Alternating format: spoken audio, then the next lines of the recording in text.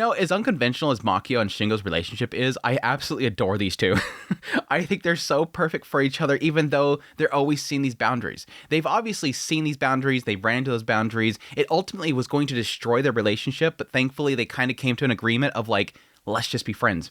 Just please don't push me away. Let's just be friends. I think in the end, the two of them need each other. They, in the end, know their boundaries. They know what sort of ticks and what doesn't tick. And even Shingo says himself, like, I'm keeping those boundaries up, knowing full well that I can't cross that anymore. I'm not going to press on you anymore. I'm not going to, meddle in your business anymore. I know that is not good for you. I know you don't like that. Over here, Makio's struggling in her own mind, going, oh my gosh, he's so hot. I want to partake in this. I want it so bad. Let me eat this. Seeing this hunk in front of her. Why has he always been this hot? The smell that only he smells like. This girl, like, she badly wants him, but she's like, but I don't want to break that again. I pushed it away before. I don't deserve this thing. It's like they so need each other. In the end, they so need each other.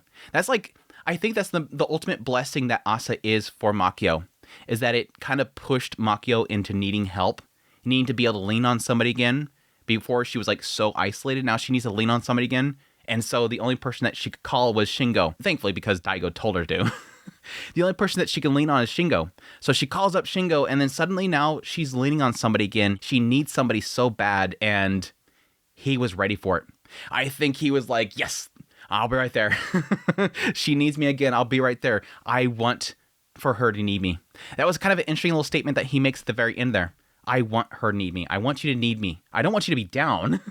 Not that I want you to have bad things happen to you. It's just that I want to be wanted by you. It's really what it is. I want to be wanted by you. But I'm getting way ahead of myself. It's just I wanted I wanted to talk about this so bad. The moment I finished watching this episode, I'm like, oh my gosh, I love this relationship so freaking much. But there's a lot to talk about in this episode. There was a segment that I was very afraid they were going to completely skip because, when she gets the phone call from the lawyer, she picks up the phone. I'm like, okay, what's this about? And then suddenly it cuts over and she's talking about foreign land. I'm like, wait, did we skip something again? Sure enough, the manga was like this big conversation between the two of them. And I'm like, oh, they're skipping a really good insight into Makio's character and the idea that she found, solitude, some sort of peace inside of reading books. But then it brings it up at the restaurant. I'm like, okay, never mind. There's a lot in here to kind of dive into. So let's just jump right into it. Opening episode with Makio. Apparently, she brought home some journals. We're kind of readdressing her feelings when they were at the apartment. And apparently, she brought home a lot of the mother's journals. Which, yes, in one of the journals, the mother is addressing her daughter and saying that she chose the name with great deal of care. It embodies the beauty of all things that come with each day. I think that's sort of telling that I look back at this. I mean, it's sort of telling to like the entire series so far is that Makio, before she even met Aasa, her every day was probably get up, grab some coffee, sit down in front of her computer, write her book, brainstorm, whatever, and then, put up the stuff and then go to bed. That was probably her every single day. But now that Aasa's in her life, every day is new things. Every single day, there's something new that Makio's having to deal with now because Aasa's there. Dealing with the bank books, dealing with Aasa going to school, dealing with Aasa having a, fallout with her friend. Every day is something new. And I think that's sort of telling right there. But then Makio thinks to herself, sister, when did you grow to hate me? Moreover, without my hatred for you, would I ever become a writer? I think we need a little bit more insight into Makio and Minori, her sister's relationship, before I can really kind of say anything about the second part. It seems like that's the case, again, because she was, writing this journal, and it seemed like that journal was a lot to do with her relationship with her sister. And it seems like then that journal was then, because it was so fictitious at the same time, that she wrote whatever she wanted to write. Like she said to Aasa, write whatever you want to write. It doesn't have to be true. You can make it a fantastical story. I think she was writing this journal around her relationship with her sister, and then that turned into the book that she ends up selling, which again, never was finished up until this point. But yeah, as usual, I really do kind of question the whole thing around her sister and her growing to hate her, because again, I think a lot of that might just be sort of misread things. It's obviously a lot to do with the fact that her sister was very judgmental. Again, we're still hitting on it heavily. Every time we talk about her, every time we see a scene with her, her sister's being judgmental.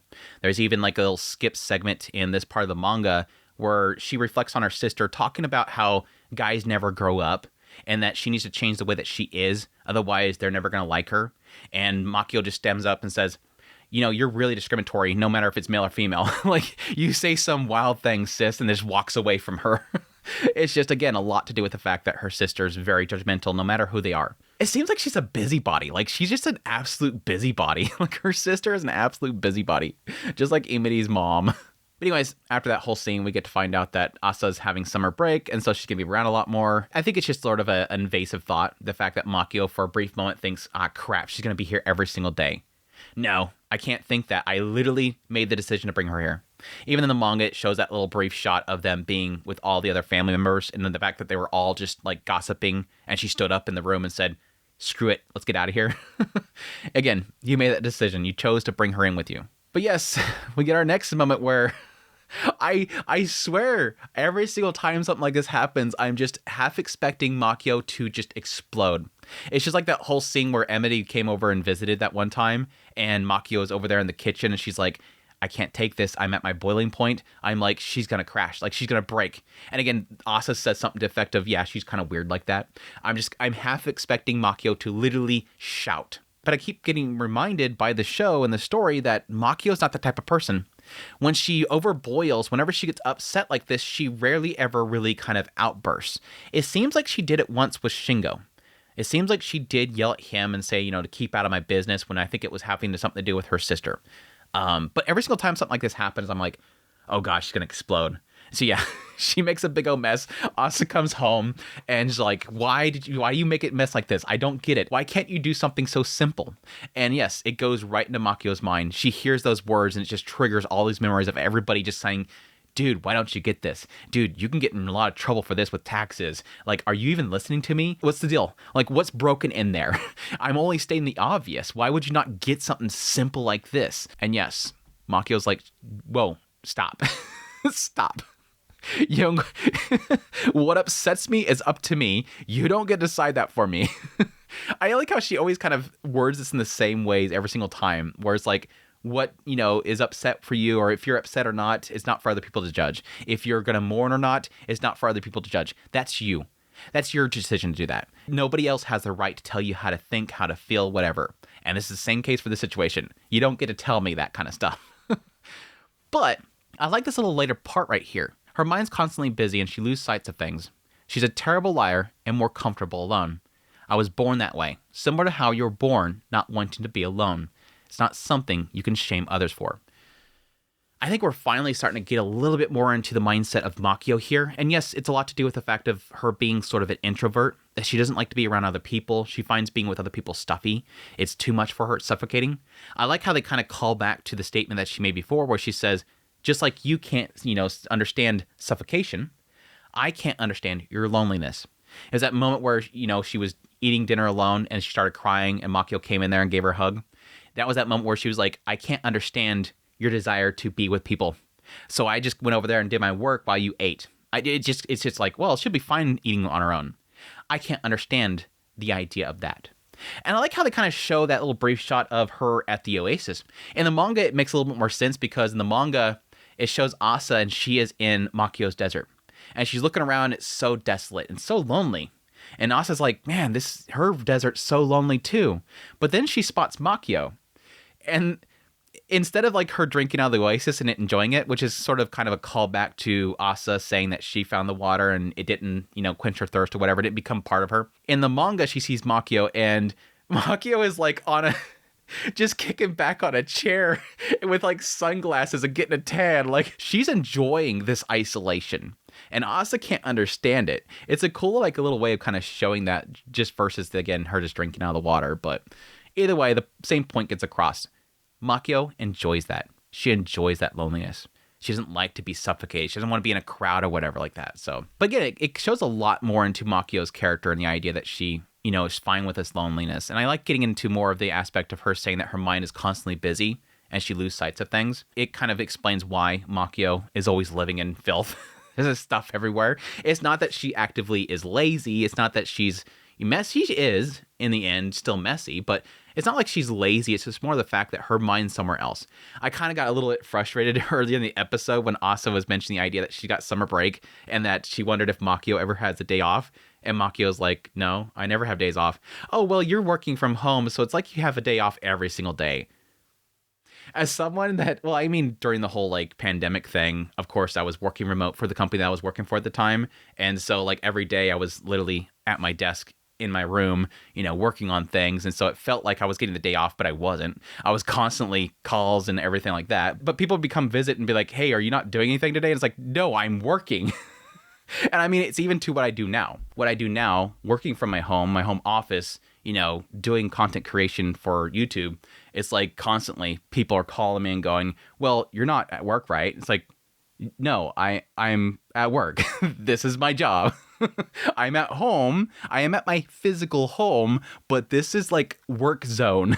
This is work zone. I'm always working. So that kind of set me off there. But I relate with Makio a lot in the idea of not just like seeing that frustration with somebody like thinking that you're just always having days off and that you're relaxing all the time, but more so the idea of like me, just like Makio, mine's constantly trying to think of things I need to do next. Even though you're not in a job which is like physically intensive, you're not like a construction worker or something like that, you're more worn out by the fact that your brain is constantly working. It's constantly trying to think about the next thing. It's constantly thinking about a million things. And for Makio herself, she often gets lost in it. I don't get that far, but she gets lost in it. She has so much that's going through her brain at so many times that literally everything gets clouded out. She gets focused on something. She gets lost in it. And that's why you have even like that little brief shot of Daigo going, hey, are you listening? I'm right here. Hello. You didn't hear a damn thing I just said, right? Well, I mean, we got like a firsthand example of it with Makio and Shingo later on in the restaurant. Like literally she's thinking about how hot he is. She's trying to drown out over here some Emity images over here asking who she likes. You have the lawyer over here talking. She got the three Makios behind Shingo. One's thirsting out over him and wanting a bite of him. She gets lost in it. So again, that is a really cool way of seeing Makio's character, how she likes that loneliness and that she gets lost in her own thoughts. She's always thinking about things. Interesting stuff. But yeah, after that, we have a little moment where Aasa is out in band practice and Emity comes to show up at their house and has a little brief moment of talking to Makio about relationships. Now, at first, it's talking about the idea that she's questioning is Makio, getting married and asking about the fact that it seems a little bit off, that she's always heard from her parents that eventually I'll be married. And so Makio decides to speak up with her own perspective on marriage, which kind of lines up with everything that we've had with Makio so far. Nobody else can judge you. If you want to get married, get married. If you don't want to get married, don't get married. You can't really say one's normal, one's weird. Like who's to say what you have to do? But then it goes back to Emity, of course, and we get once again another little kind of telling sign of Emity's struggle and the fact that she knows that she's supposed to get married at some point, but it doesn't seem like it's normal for her what she wants. And yeah, once again, the manga has a little bit more context here in the idea that Emity specifically says that her wants is a little bit different than most people. Once again, implying the fact that she likes girls. Or the obvious here is going to be Aasa. So she's struggling herself with if she'd ever get married because there's one thing that she wants and she doesn't know that she can even have it. She doesn't believe that she can actually have this one thing. It really does suck. I really do. My heart breaks for her. But yeah, so we'll get our first little brief shot of Makio and Shingo's relationship in this episode and the idea that, at some point they had that falling out. Again, my assumption there is that Shingo was trying to push on Makio to mend her relationship with her sister and Makio blew up. And it seems like in response to that kind of fallout there, he told her, please don't push me away. We'll go back to being friends. We'll just kind of break up. We'll go back to being friends, but please don't push me away. And again, I love that. I love that aspect where he didn't want their entire relationship to be ruined. He acknowledged that, hey, we moved from this to this and it didn't work out, but let's not destroy the entire thing. We could still be friends, which is, again, really sweet. And I'm kind of glad they came to that agreement. Because I think for a lot of people, that's not a thing that most people can do. And I think a lot of that obviously is around the idea that they still love them and they're going to have to watch them, get with somebody else. And there's going to be obviously conflict there. Anyways, yes, Aasa shows up, says immediately, you're talking about Kasamachi? She immediately brings up Kasamachi. It's obviously Kasamachi. If you're talking about love, it's got to be him. I love it. But yeah, we get the little goofy moment when Makio's alone in her room and she's thinking of texting Shingo and she's like texting him about the fact that, yes, normally you bring food here and I feel really bad about it. Let's go out and have drinks together. I think now that Aasa's kind of settled in, we could do our own thing alone together. And then she stops herself and realizes, wait, why am I doing this? Why am I suddenly getting this feeling? Like suddenly I know where Makio's realizing I'm suddenly wanting Shingo. I would never pick up my phone and start texting him. I would probably go back to work. But why am I thinking about him right now? It was like so cute. Then yes, of course, she gets a phone call from the lawyer. And the moment she gets off the phone with the lawyer, she accidentally hits sand. I was like, yes, I love these kind of happy accidents. Such a happy accident. She didn't mean to do it. And she like panics because of it. But then the reply comes. He was waiting, dude. He replied so freaking fast. He probably had that on copy. He went paste, send. I had that ready. I'm ready to go. I was so freaking happy about that. Big old smile on my face when that whole moment happened. But again, the conversation with the lawyer, I'll go ahead and talk about it now because, again, it was where the manga had it, and it's very interesting right here. That the lawyer calls and was asking about specifically, hey, can I get alone time with you two individually? It's hard for individuals to talk about things when you're face-to-face with you two together. I want to talk to Aasa alone. And Makio obviously picks up what he's trying to say. You're wanting to look into things like abuse. And it seems like at that point, the lawyer goes, look, yeah, you're right. Thank you for bringing that out so I don't have to bring that up. But yes, it seems like he has a little bit of an issue with communication, which she kind of touches on in the anime in the later part. And the idea that this guy's kind of, a little bit green in certain areas. But yes, then it goes into talking about specifically him reading her books. And he says, there's a lot in it that I don't really understand. And she's like, yeah, you must not read books often. He's like, no, I don't read novels. I don't read manga. Kind of just admits the fact that he doesn't really like storytelling and whatnot. And this is interesting because Makio doesn't really like judge him for it. Like, oh, you don't read books? Read a book every now and then, dummy. She doesn't really care. Her mindset here really is, oh, I guess there's some people that honestly don't really need storytelling. And it's really from a perspective of Makio herself having found that storytelling was an out. And it kind of implies that, yes, when she was younger, in order to get away from things, and it seemed like a very young age, honestly. It seems like at a very young age that Makio was using it as a way of getting away from things. That this was her escape. Storytelling was a way to go to a foreign land. It was a friend of hers. And that's why, again, it brings up at the very end of the conversation there, oh, foreign lands. So, very interesting little kind of perspective from Makio right there that kind of came out of nowhere. I thought was very interesting. But anyways, after the phone call and the text, Makio goes out and Emity is doing her little crafting, doing a little embroidery. And again, right here kind of mentioned the idea of it being her refuge. It does seem like Emity and Makio are sort of being paralleled a lot, which I kind of wonder if that's going to be a big thing for Emity at some point, is that Makio would be somebody that will help her out a lot. Because it does seem like obviously Emity is struggling with, what she loves, which again, I'm assuming is Aasa. She loves Aasa. She can't, come out with that. She's afraid of coming out with that. And she doesn't feel like she's going to fit in with people. And right here, this is her getaway. She's using embroidery as her getaway. And even right here, Makio's saying it. That's her friend that gives her refuge. Right there. Mine was the book. For Emity, it's this embroidery. And so she's obviously seen that Emity is struggling with something and that she needs this refuge to get away from it, to hide away, to pass time, to get away from her problems, to forget about things. It says that no matter who you fall in love with or who you don't, it's a story about how there's nothing wrong with that. Again, I think this might be a really big thing for Emity. So hopefully I get into it, because I think then the next page after this episode ended, I think the next page goes right into Emity watching the movie. And so it does seem like it's going to be very important for her. So hopefully in the next episode, we can finally get into that. Hopefully. But yeah, then we wrap up the episode with the Makio hanging out with Kasamachi, Shingo, them going on a date together. And again, the entire time, Makio is in her head thirsting so bad. And she's like, wait, was he always this hot? Are you working out? Yeah, everybody makes fun of me, but I'm glad that you never did. Well, it makes sense because I like pampered guys. Make this joke about him being pampered and everything. What about that lawyer? He seemed pretty pampered too. Honestly, at this point, I was kind of wondering if this is actually going to be a thing where they're going to have like a love triangle thing building up. But thankfully, it's like she's like immediately, nah, not him. Nah, not him.